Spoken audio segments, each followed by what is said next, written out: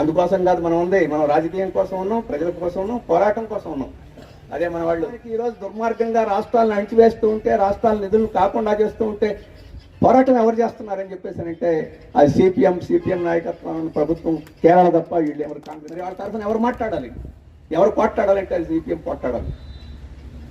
అది పదవి ఉన్నా పోట్లాడాలి, పదవి లేకపోయినా పోట్లాడాలి, ఎన్నికల సందర్భంలో పోట్లాడాలి, ఎన్నికలు అయిపోయిన తర్వాత కూడా పోట్లాడాలి. ఆ శక్తి మనకి కావాల్సిన అవసరం ఉంది. అందుకోసం కాదు మనం ఉంది, మనం రాజకీయం కోసం ఉన్నాం, ప్రజల కోసం ఉన్నాం, పోరాటం కోసం ఉన్నాం.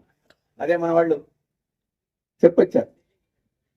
అందుకనే ఈరోజు దేశవ్యాప్తంగా వాళ్ళు చేయాల్సిన పని చేయడంలా, చేసుంటే అసలు మోడీ గారి ఈ పార్టీకి కండవాన్ని ఎత్తిరేసుకొని కూర్చొని ఉండేవాడు. అన్ని రాష్ట్రాల్లో ఒక పెద్ద పార్టీగా ఉన్న కాంగ్రెస్ అందరినీ కూర్చోబెట్టి ఈ పోటీలు నివారించి ఎలా ఓట్లు చేయకుండా బీజేపీని ఓడిద్దామని చెప్పేసి బాధ్యత కూడా అది వ్యవహరించలేదు. ఇండియా కూటమిని స్థాపించినప్పుడు తర్వాత వరుసగా మీటింగ్లు పెడదామని చెప్పంటే మీటింగ్లు కూడా పెట్టడానికి నిరాకరించింది. అదృష్టం ఏంటంటే బీజేపీ ఢిల్లీ ముఖ్యమంత్రిని కేజ్రీవాల్ని తీసుకెళ్లి జైల్లో పెట్టింది. ఓ రకంగా ఆయన జైలుకు పంపడం మనకు మేలైంది. ఎందుకంటే ఆయన అరెస్ట్ అయ్యాడు కాబట్టి ఆయనకు దానికి వ్యతిరేకంగా మీటింగ్ పెట్టాల్సి వచ్చింది. ఆ మీటింగ్కి అందరికి ఓడాల్సి వచ్చింది. లేకపోతే ఇన్నాళ్ళ నుంచి ఒక మీటింగ్ కూడా ఎందుకు జరగలేదు. ఆ మీటింగ్లో హేమాహేం వీళ్ళందరూ సోనియా గాంధీ, రాహుల్ గాంధీ, ప్రియాంక గాంధీ, ఖార్గే గారు అందరూ ఒక వేదిక మీదకి వచ్చారు. ఎవరికైనా తీరుబడలేదా ఈ 6 నెలల నుంచి 7 నెలల నుంచి? అంటే మన ఓట్లు కావాలా, సీట్లని వాళ్ళకి కావాలా, అది వైఖరి. ఈరోజు మొత్తం మళ్ళీ దేశం అంతా వీళ్ళందరూ మళ్ళీ ఒక తాటి మీదకి వచ్చారు, బీజేపీని ఓడిస్తారని చెప్పేసి ఒక కొద్దిగా అయినా ఆశ కలిగింది ఈరోజు పోరాటం. అందుకే ఈరోజు వాళ్ళ అవసరాల కోసం మన రాజకీయాలు వదులుకునే పార్టీ కాదు. మన రాజకీయ విధానం ఉంది, ఆ విధానం కోసం మనం ముందుకు పోవాల్సి ఉంటుంది. ఈ ఒక్క స్థానంలో మనం పోటీ ఎందుకు చేయాలంటే ఈ కర్ణాటక రాష్ట్రంలో కర్ణాటక ప్రజల ముందు సిపిఎం ప్రత్యేకత ఏమిటో, సిపిఎం రాజకీయాలు ఏమిటో కూడా తెలియాలి. కాంగ్రెస్ రాజకీయాలను, బీజేపీ రాజకీయాలు కాదు ఇక్కడ ప్రజల్లో ఉండాల్సింది. సిపిఎం రాజకీయాలు కూడా వినాలి. ఈరోజు కాకపోతే రేపైనా ఇవి సరైన విధానాలని చెప్పేసి అర్థం చేసుకోవడానికి చెప్పేసి తీసుకొస్తుంది. అలాగే ఈరోజు ఎవరు బీజేపీకి వ్యతిరేకంగా పోరాడుతుంది, ఎవరు నిర్బంధానికి గురవుతా ఉంది? ఈరోజు కేరళ ప్రభుత్వం, రాష్ట్ర ప్రభుత్వంలో ఉన్నాం, ముఖ్యమంత్రిగా ఉన్నాం, డబ్బులు ఈ రోజు వరకు కేంద్ర ప్రభుత్వం విడుదల చేయడంలా, మాకు విడుదల చేయడం లేదు డబ్బులు అని చెప్పేసి మనం సుప్రీంకోర్టుకి వెళ్ళాం. కాంగ్రెస్ ఎక్కడైనా ఎప్పుడైనా ఒక కోర్టుకి వెళ్ళాం చెప్పండి. ఇక్కడ సిద్ధరామయ్య గారు రోజు అరుస్తున్నారు, నేను 5 కేజీలు బియ్యం ఇవ్వాలనుకుంటున్నాను, దానికి డబ్బులు లేకపోతే కోర్టుకి ఎందుకు వెళ్ళకూడదు? నీకు న్యాయంగా రావాల్సిన డబ్బులు అయితే కోర్టు ఏదో మనకు అనుకూలంగా తీర్పిచ్చుద్దా లేదు కదా, ఒక పోరాటం అది. కేంద్ర ప్రభుత్వానికి ఈరోజు దుర్మార్గంగా రాష్ట్రాలను అణిచివేస్తూ ఉంటే, రాష్ట్రాల నిధులు కాకుండా చేస్తూ ఉంటే పోరాటం ఎవరు చేస్తున్నారని చెప్పేసి అంటే అది సిపిఎం నాయకత్వం ప్రభుత్వం కేరళ తప్ప వీళ్ళు ఎవరు కాంగ్రెస్ మంత్రులను ఎవరినైనా తీసుకెళ్లి జైల్లో పెట్టారో? పెట్టలేదు. కేజ్రీవాల్ని పెట్టారు, శ్రీనివాసరావుని పెట్టారు, ఇప్పుడు మనల్ని పెట్టడానికి సిద్ధంగా ఉన్నారు. మీకు అందరికీ మా బాగా పరిచయం పేరుంది ప్రబీర్ పుకాయిస్తా అని చెప్పేసి. ఆయన ఒకప్పుడు మన విద్యార్థి ఎస్ఎఫ్ఐ విజయంలో ఆయన పనిచేశాడు జవహర్లాల్ నెహ్రూ యూనివర్సిటీలో. ఆయన తీసుకెళ్లి జైల్లో పెట్టారు. పోయిన సంవత్సరం అక్టోబర్లో పెట్టారు ఆయన్ని. ఇప్పటి వరకు విడుదల చేయాల. 77 ఏళ్ళు ఆయన వయసు.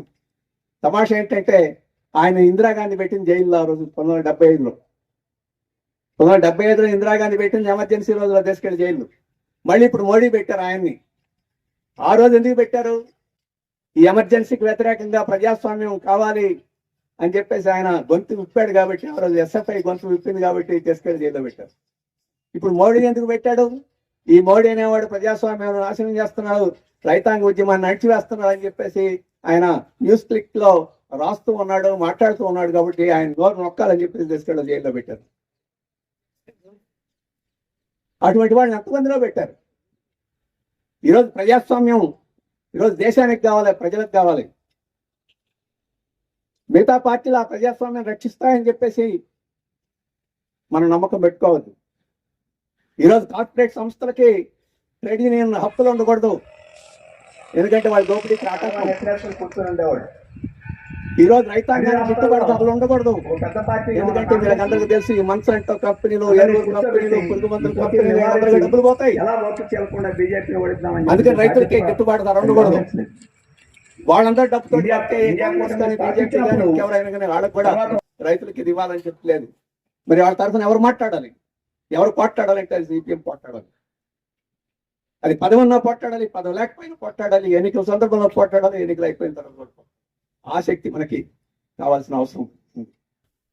అందుకని రాజ్యాంగం యొక్క హక్కులు ఏవైతే ఉన్నాయో, మన రాజ్యాంగంలో 4 ముఖ్యమైన పునాది రాళ్ళు లాంటివి ఉన్నాయి. ప్రజాస్వామ్యం ఉంది, లౌకికవాదం ఉంది, సామాజిక న్యాయం ఉంది, అలాగే రాష్ట్రాల హక్కులు ఉన్నాయి.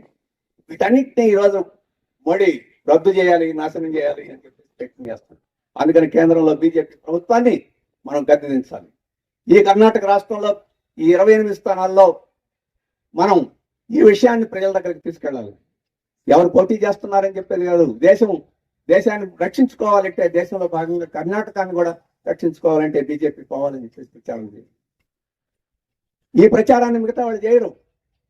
వాడిని తిట్ట, ఈయన తిట్ట. వాడు తెలుగులో అంటే వాడు పుండాకోర్ అని చెప్పేసి, ఈడంటే వాడు రండాకోర్ అని చెప్పి, వాడంటే ఇది తప్ప వాడు రాజకీయాలని చెప్పరు. రాజకీయాలు చెప్పేది మనమే. ఈ దేశానికి ఏం ప్రమాదం వచ్చింది చెప్పేది మనమే. ఈ రాష్ట్రానికి ఏం కావాలో చెప్పాల్సింది మనమే. అందుకని మనం అన్ని నియోజకవర్గాల్లో పోటీలో ఉన్నా లేకపోయినా ప్రచారం చేస్తాం. ఈ నియోజకవర్గంలో ప్రజల దగ్గరికి వెళ్ళారు, ఎర్రజెండా తోటి పోతాం. ఈ నియోజకవర్గంలో మీరు ఎంత ప్రచారం చేసి అంత మన విధానాలు తెస్తే అది ఎక్కడికే పరిమితం కాదు, కర్ణాటక రాజ్య ప్రజలందరి దగ్గరికి అది వెళ్ళొద్ది. ఆ రకమైన స్వతంత్ర వైఖరితో మనం ముందుకు పోవాల్సిన అవసరం ఉంటుంది. రేపు ఎన్నికల్లో ఎన్నోట్లు వస్తాయో అని చెప్పేసి మీరు ఆందోళన పడక్కల. ఎన్నోట్లు వస్తే నోట్లు వస్తాయి. రేపు ఎన్నికల్లో వాళ్ళు ప్రజలు అభిమానంతో ఓట్లేస్తారని చెప్పి ఏ పార్టీ అనుకోవడం లేదు. ఓట్లు కొనుగోలు, ఓట్లు వేయించుకోవాలని చెప్పేసి అనుకుంటున్నారు. అభిమానంతో ఓట్లేసేది మనకే. ఆ ప్రలోభాలన్నింటినీ అధిగమించి ఓటేసే వాళ్ళు ఎవరో మనకు తెలుస్తారు. ఈరోజు రాజ్యాంగ వ్యవస్థ మీద, ఎన్నికల వ్యవస్థ మీద ప్రజలకు నమ్మకం పోయి, వీడు ఎవడొచ్చినా కానీ మనకేం చేసేది లేదు, ఈ ఎన్నికల సమయంలో 500 వస్తే అదే లాభం అని చెప్పని తీసుకునే పరిస్థితి వచ్చింది. 500 ఇప్పుడు ఎక్కడ లేనట్టుంది. ఒక బిర్యానీ ప్యాక్, ఒక ప్యాకెట్, ఒక సారా ప్యాకెట్, ఒక డబ్బులా ఇస్తే సరిపోతులే, ఈ రోజుకి ఇది అమ్ముకున్నాం, ఇది కొనుక్కున్నాం అని చెప్పేసే పరిస్థితిలో ఉంది.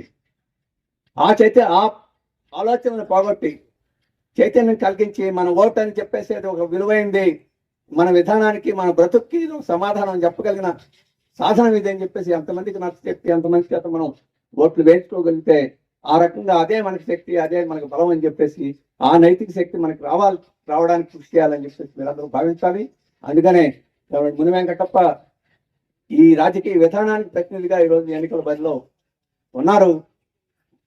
వారిని మన చుట్టి కొడవలి నక్షత్రం మీద ఓటు వేసి గెలిపించమని చెప్పేసి ప్రజలందరి దగ్గరికి మనం ఎంత ఎక్కువ మంది ప్రజల దగ్గరికి వెళ్ళగలిగితే ఆ రకంగా మన యొక్క విధానం ప్రజల్లోకి వెళ్తుందని చెప్పేసి దానికోసం మీరు అందరూ కృషి చేయాలని ఆ ఆత్మవిశ్వాసంతో, ధైర్యంతో, మన రాజకీయ విధానం మీద విశ్వాసంతో మీరు ముందుకు పోవాలని చెప్పేసి మీ అందరికీ విజ్ఞప్తి చేస్తూ నాకు ఈ అవకాశం ఇచ్చినందుకు ధన్యవాదాలు తెలియజేస్తాను.